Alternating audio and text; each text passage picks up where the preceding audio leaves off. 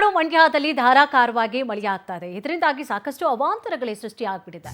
ಮಳೆಯಿಂದಾಗಿ ಉಕ್ಕಿ ಹರಿತಾ ಇದೆ. ನಾಲೆ ಹಳ್ಳಗಳು ಎಲ್ಲವೂ ಕೂಡ ಉಕ್ಕಿ ಹರಿತಾ ಇದೆ. ಶ್ರೀರಂಗಪಟ್ಟಣದಲ್ಲಿ ಹಾಸ್ಟೆಲ್ ಸಂಪೂರ್ಣವಾಗಿ ಜಲಾವೃತ ಆಗಿದೆ. ನೋಡಿ, ಮಳೆಯಿಂದಾಗಿ ಉಕ್ಕಿ ಹರಿತಾ ಇದೆ. ಹಳ್ಳ ಕೊಳ್ಳಗಳೆಲ್ಲವೂ ಕೂಡ ಉಕ್ಕಿ ಹರಿತಾ ಇದೆ.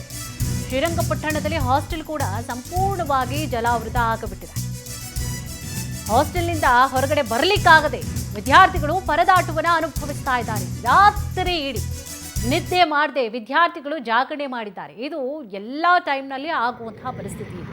ಅದೇ ಮಳೆ ಬಂದಂತಹ ಸಂದರ್ಭದಲ್ಲಿ ಆಗುವಂತಹ ಪರಿಸ್ಥಿತಿ ಇದು. ನೋಡಿ, ಹಾಸ್ಟೆಲ್ ಒಳಗಡೆ ಎಲ್ಲ ನೀರು ತುಂಬಿಕೊಂಡಿದೆ. ಮಕ್ಕಳಿಗೆ ಆಚೆ ಬರಲಿಕ್ಕೂ ಕೂಡ ಆಗ್ತಾ ಇಲ್ಲ. ವಿದ್ಯಾರ್ಥಿಗಳಿಗೆ ಜಾಗರಣೆ ಮಾಡಿದ್ದಾರೆ. ಏನು ಮಾಡೋದು ಪಾಪ, ರಾತ್ರಿ ಇಡೀ ಜಾಗರಣೆ ಮಾಡಿದ್ದಾರೆ. ಹೊರಗಡೆ ಬರಲಿಕ್ಕೂ ಕೂಡ ಸಾಧ್ಯ ಆಗದೆ ಇನ್ನೇನು ಮಾಡ್ತಾರೆ ಪಾಪ. ನೋಡಿ, ಬೆಂಗಳೂರು ಪರಿಸ್ಥಿತಿ ಮಾತ್ರವಲ್ಲ ಇದು, ಮಂಡ್ಯ ಶ್ರೀರಂಗಪಟ್ಟಣದಲ್ಲೂ ಕೂಡ ಇದೇ ರೀತಿಯಾದಂತಹ ಪರಿಸ್ಥಿತಿ ಕಂಪ್ಲೀಟ್ ಆಗಿ. ನೋಡಿ, ಆ ಗ್ರಾಮವೇ ಏನಿದೆ, ಶ್ರೀರಂಗಪಟ್ಟಣ ಏನಿದೆ, ಕಂಪ್ಲೀಟ್ ಆಗಿ ನೀರಿನಿಂದ ಆವೃತ ಆಗಿಬಿಟ್ಟಿದೆ. ಹೊರಗಡೆ ಬಂದರೂ ನೀರೇ, ಹೋಗಲಿ ಹೊರಗಡೆ ಬಂದು ಎಲ್ಲಿ ಹೋಗ್ತಾರೆ, ಅಲ್ಲೂ ಕೂಡ ನೀರೇ ತುಂಬಿಕೊಂಡಿದೆ.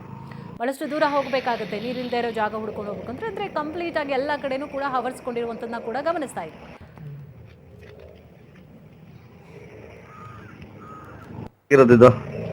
ಅಲ್ಲಿ ನೀರೆಲ್ಲ ತುಂಬಿಕೊಂಡಿದೆ. ಅಲ್ಲಿ ಮೋರಿ ಕನೆಕ್ಷನ್ ಚೆನ್ನಾಗಿಲ್ಲ. ಅಲ್ಲಿ ನೀರ್ ಹೋಗ್ತಾ ಇಲ್ಲ.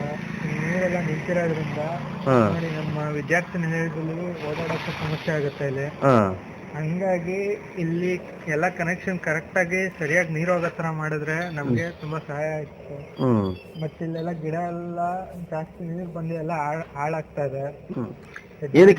ರಾತ್ರಿ ಮಳೆ ಬಂದದಕ್ಕ? ನಿನ್ನೆ ರಾತ್ರಿ ತುಂಬಾ ಜಾಸ್ತಿ ಮಳೆ ಬಂದಿದೆ. ಇದನ್ನೆಲ್ಲ ಸರಿ ಮಾಡ್ಬೇಕು. ಮೋರಿ ಕನೆಕ್ಷನ್ ಚೆನ್ನಾಗಿಲ್ಲ, ಅದ್ ಸರಿ ಮಾಡಿಸ್ಬೇಕು. ಅಲ್ಲಿ ನೀರೆಲ್ಲ ತುಂಬಿಕೊಂಡಿದೆ. ಅಲ್ಲಿ ಮೋರಿ